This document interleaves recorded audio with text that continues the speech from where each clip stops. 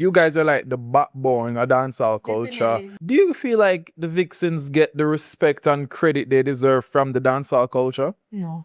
No. Why you feel that?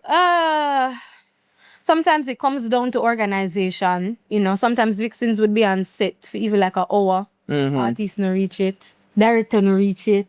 Who for they didn't reach it. Them would have bring food 1 and 2 time. The artist and the man friend them. The artist and the man friend them near me thought. When a time for you get your scrape the bottom of the pot, basically. Jano. Sometimes them want to pay a little for less or nothing. You have to really speak up and say, hey, whatever. So the respect can be better. The interactions can be better. The communication can be better as well. You do have Vixens, me not go only bash them. You have Vixens we need to fix up as well. Because sometimes we are the problem. We can be the problem. But for so we get the respect we deserve, nah.